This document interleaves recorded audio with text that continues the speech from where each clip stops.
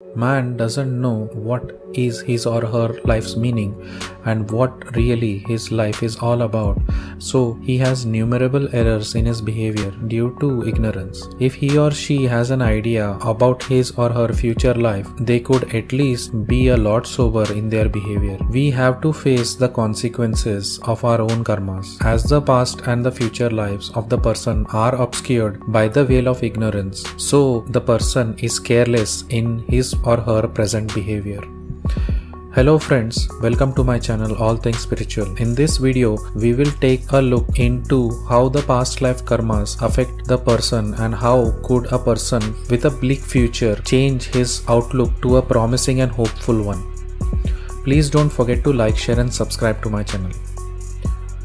The person is careless about his or her Atma and never pays attention to his inner being. The power that runs nature, that ultimate power, is totally ignored and forgotten by man. Definitely he would remember, but only due to his selfishness and for the completion of his own desires does he remember God. This selfish devotion can get a person nowhere in his spiritual journey. Every person's devotion is selfish. It only turns selfless in the presence of a true guru. Until then, it's just an outward appearance and it goes nowhere. The birth of the person itself intends him toward selfishness. Selfishness is part of his or her bodily existence. God's existence is never known by such a selfish man. If man knew about the journey of the Atma beyond death, man would never dare to even shout or be angered at another person. Every eccentric behavior is watched by the Atma and every voice raised commits a sin from the Atma's point of view. These behaviors are taken up very seriously in the person's path to realization. The reason to this is that causing pain to another person and hurting another person's mind is a very serious problem. As the pain and hurt is not visible to the person committing those acts, that's why the person's existence is really shallow and superficial, and God watches such people silently just as a witness to their acts. Everyone is bound to the fruits of their karmas. The man doesn't have spiritual vision at all. The plans that he executes is of the income that he could make in the objective world that he or she lives in. Some try businesses and some try employment. Some try to get promotions in their workplace. Some plan for marriages and correspondingly try for children from their planned marriages. These are all unwanted thoughts of worldly nature. It's not that these are not needed, but the bottom line of this is that these thoughts are always impure, and since they are impure, man himself is impure due to this reason. Man is able to keep his surroundings and body clean, but the thoughts are what he is specifically supposed to clean in a real sense. The karmas also apply to the individual due to reincarnation and evolution of the soul.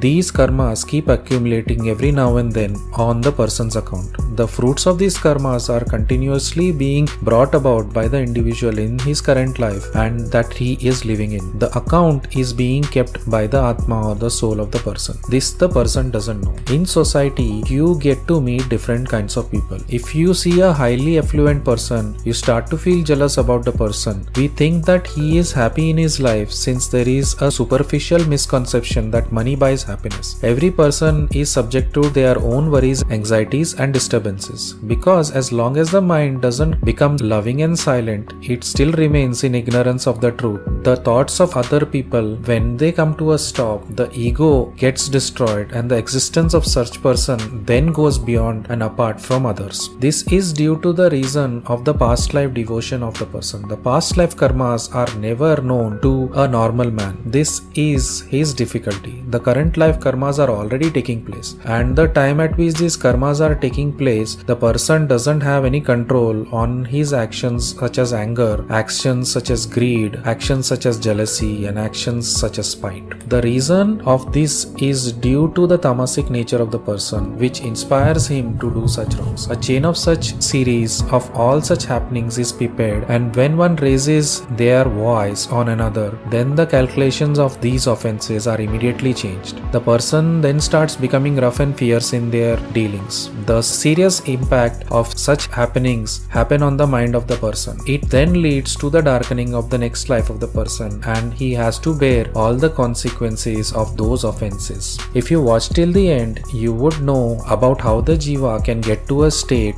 of calmness, contentment and peacefulness. So stay tuned and please don't forget to like, share and subscribe to my channel. The person has to face major adversities and inconveniences from his or her birth itself, and the Atma doesn't create these. The man goes to God to get rid of these adversities and inconveniences. Every man is mistaken in this aspect, that whatever life or fate that person is facing is never known to man, that it was due to the beats of his or her own actions of their past life regressions. This is the reason they then go to astrologers to find out whether their life or adversities could turn around. But man doesn't know that fate itself is karma. He thinks that something will turn around accidentally, and so he eagerly waits for his luck to turn. Our own inert equipment is run by Atma or God, and that is the only truth. So the excessive erroneous karmas bear fruits and they result in a cursed and an ugly life. And it's only due to the offenses committed by man. A diseased body is also a result of such offenses. If the karmas are good, then the body is healthy, fit and sound. When the body has to face grave illnesses like pneumonia, typhoid, etc., then the past life offenses or karmas of the person are then fruitioned. These diseases are fruitioned only due to the resolution of the karma on the gross body of the individual. So man is really blindsided to the nature of God from an early age, and the mistakes and faults in his karmas from that age are adverse, and the calculations of such karmas start going negative by the time the person reaches his or her adulthood. Everyone's existence is part of positives and negatives of karma that get materialized. When the karmas are in negative territory, it leads to the destruction of the person. Such persons' minds are weak and they have no morale to show in fierce situation, and the person thinks as to why these incidents have to only happen to them. Take for instance of a business where people may think that the person running their business is earning a lot of money and cash flows through their business, but in fact many businesses close down and many get into loans that they are unable to repay, leading to a plight of the person that earlier set out to make it big in their life. Earning income is just a measure of a person in the objective world. The real measure of the Jiva is inside, and this the person never knows due to the person never experiencing peace and tranquility of his or her own self, and the troubles and difficulties are the only things that he or she remembers on a daily basis. The person also doesn't have control over his or her own desires, and these desires are intense and fierce, and devotion and dedication in such person is very dim and muted. The ego of such persons is attenuated, due to which the mind swirls and cracks in tough situations, cause the procession of me, myself of the ego has been marching out of the individual self, and around which all the koshas reside. The person has no regard for his or her own Atma. Only in calamities and adversities does man look for an image of God or tries to visualize God. In his or her own normal life, he is happy outwardly, but on the inside he has a different feeling. He is bleak and cheerless. There is an unknown fear that is continuously existing in his mind. Those are the offenses that the person has committed in the past life. The unknown fear is bad and messy. It torments and harasses the person. Every person has an unknown fear. The fear casts a contrary shadow on the person's mind, and the Jivatma is totally fearing his life due to these fears. In a general sense, life is beautiful and melodious, and the man shouldn't be very attached to his life, but he or she should love their own life. Not speaking of attachments and bondings in armchair speculation, but due to fear,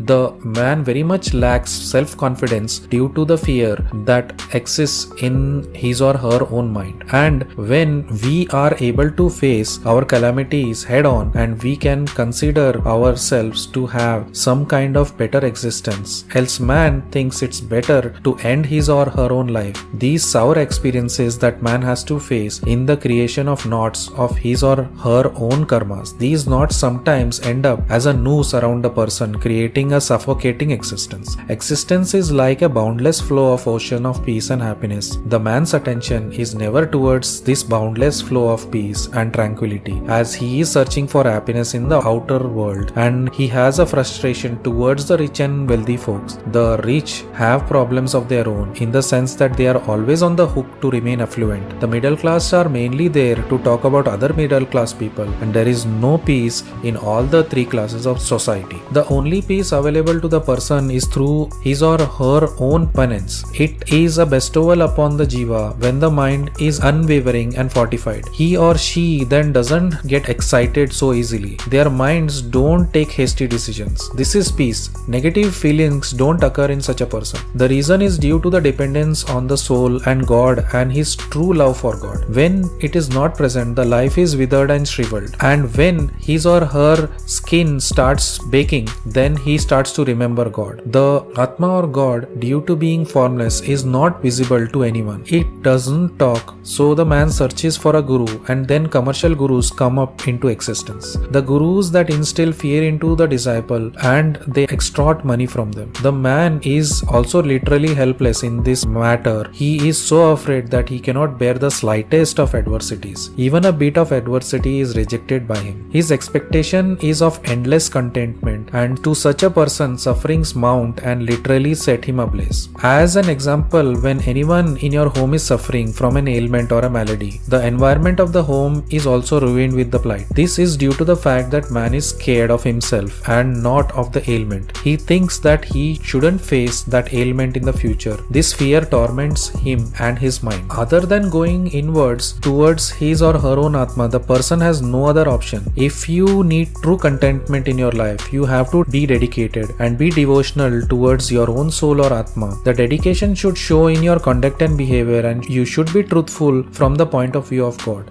There shouldn't be a trace of false pretenses within you. Jivatma is no one compared to God. If we shout at another person, God wouldn't like it. And as He is inside you, viewing the gross form of the body in an unbiased way. In every life, there are penalties of the karmas to be paid in the current life. And there are consequent temporary arrangement of penalties that are applied immediately in the present life too. The past life penalties for karmas is more deeper topic from the viewpoint of the Jivatma. The Atma tries to give a warning to the Jiva as to the comeuppance of substantial penalties to the jiva through such temporary penalty arrangements. For example, a person might be thrown down from a moving two-wheeler and the man may think that the road might have been too slippery. So how does the slipping occur? These are the arrangements of the Atma. The Atma is executing the orders of the Paramatma or God on the Jivatma. Another example around this is of a person who cursed Jesus Christ. The formless God is just watching the person and it twisted his ankle, and it was not because of the cursing of Jesus Christ. It was a lesson for being rude and defiant. The person was defiant, stating, "Who could harm me?" And Jesus Christ didn't feel anything about him saying anything, but the feelings of the person were very bad. Hence the Atma gave the person a quick peek at what justice could look like. Man, by saying he is virtuous and merciful, forgiving and a good man, can impress foolish people around him or her. He is just expressing certain viewpoints that mean nothing, and he cannot impress God by such dialogues. Life is far more critical. Every Jivatma is uneducated in the field of spirituality. His doctorates and PhDs are of no consequence to the Atma. The Atma is formless and boundless, is viewing you impartially every split moment of your life. Your most private, confidential life is known to the Atma. The best part of this is that the Atma knows it before the event unfolds. Every moment, the intelligence or the buddhi that comes into play in a person that torments another being later finds the man in a lot of sorrows and tribulations. As an example, the boss keeps tormenting an employee repeatedly. This is a punishment. These are the fruits that are associated with the fortune of the person.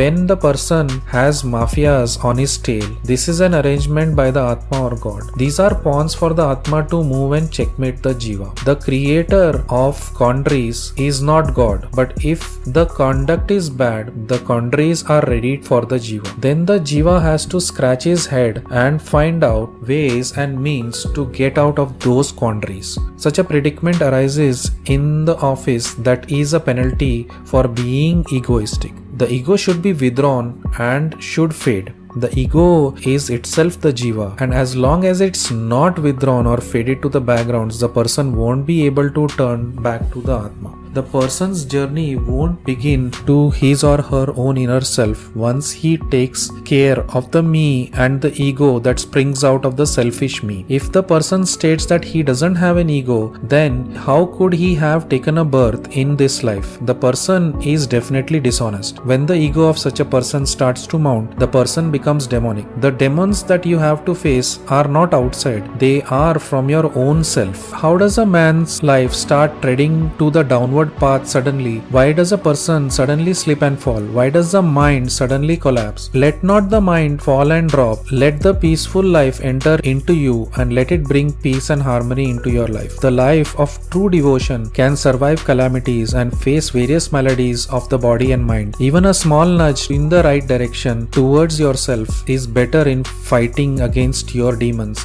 The waves of happiness and sorrows isn't brought in by God into man's life. It's the man's behavior that gets him those happiness and sorrows. He definitely remembers the sorrows of the past, but he easily forgets the happinesses. As an example, the mind sinks when it gets to know if there is a surgery about to take place on the body. But if the individual is devoted to God, they could be able to stand to any kind of adversity it is put through. Even a small inclination towards devotion and dedication could be enough to face calamities of life. Without devotion, the mind isn't able to recap or recall any of the moments of joy, but it remembers the insults and taunts that other people hurled its way. He or she remembers the harassments and torments that he faced, and he definitely doesn't remember the help that he or she received at times. Say for example, person A helps person B 10 times, and then on the 11th time, if the person A complains about person B, then the person B remembers only the 11th interaction and the prior 10 interactions are totally wiped out from the person B's mind. This is the nature of the individual. Such kind of perverted mentality is held by people in general. It is ingrained and habituated within the individual to remember negative things and not see the positive aspect of things. The mind has been molded by the jiva only. A weak mind only reverts back to the individual that can feel other taunts and their torments. Such a mind is totally absorbed into emotions. For a person that has crossed their emotional mind, such insults would feel like sweet honey and they would be unfazed by such talk. Such minds have won over their emotions. The core of duality is that each person thinks they are different from the rest and that they are the center of the whole world, and the whole world terminates to their central point of focus. The mind therefore needs to be empowered to get away from such delusional bearings. When the mind is weak, then it pays attention to what other people think or say. Man is after all a man and he behaves in certain ways at certain times. He may love another person and sometimes loathe them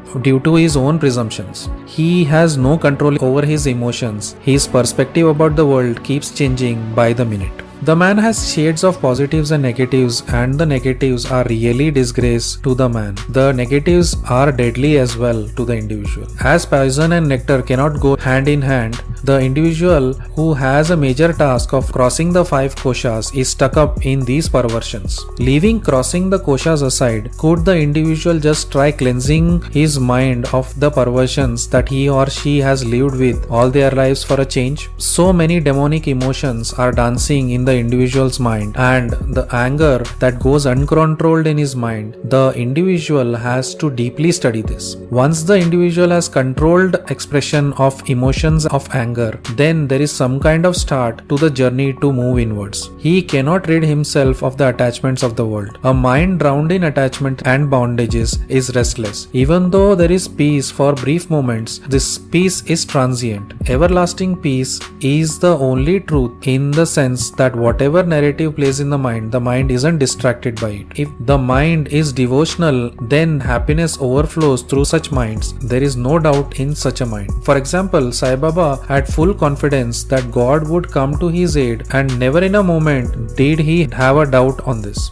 Doubt only enters the jiva's mind, and the doubts are not superficial, but those doubts are deep-rooted, and these deep-rooted doubts grip the person and take him or her to their own destruction. The bright Atma, the Atma's contentment factor of existence, it's only its brilliance. When mind starts to journey towards the Atma, then the individual starts to get pulled by its brilliance and exuberance. He moves from a transient to everlasting peace. Because the Atma is only only the truth. After death, the individual that dies immediately comes to know the truth. But the life after death is unknown to the Jiva, and the Jiva is not acquainted with the experience of death, barring a few rare experiences. The truth happens by closing your eyes, being in a meditative state, and then the dialogue starts between the Jiva and the Atma. The knowledge then flows through such an entity. The Atma will also help the individual even in finer aspects of life. The Atma would start to help out fondly, and Atma knows the three gunas, unlike the human mind that swirls within its midst. The fact that man is ignorant is true, but once the Atma is friendly with him,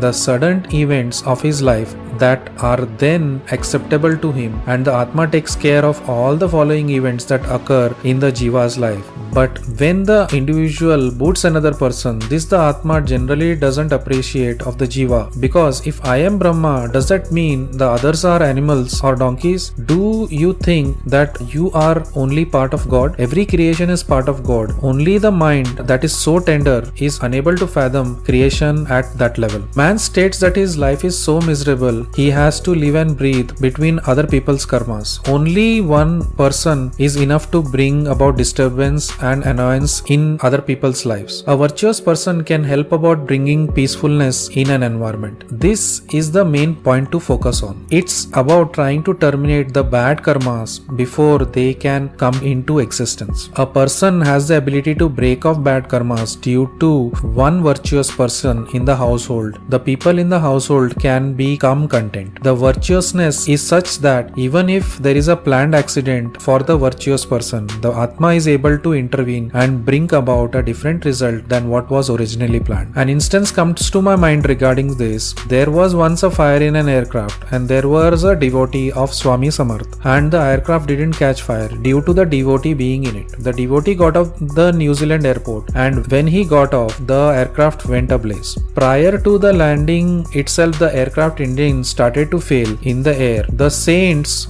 with the help of God, are able to intervene such accidents, and they could do it for their true devotees. The example described is just God's play. If in your household just one person can start their inward journey, it's not possible for other people to be kept under control. At an individual level, each person is responsible for his or her own actions. The man, instead of turning inwards, is doing unnecessary gathering up of emotions. The life of such a person is squandered, and by the time the individual comes to know about it, the mind would have already been wilted or parched. It's a sad outcome for such a person's life. Man also says he is too busy and has no time for meditation, and falls sick and has to leave all his daily life, and then he has to check into hospitals and get treatments and quietly face the tortures of his life. At that time, he doesn't say he is busy with his life. Due to the sins and offenses one commits, his or her life flows in that particular direction. As an example, some people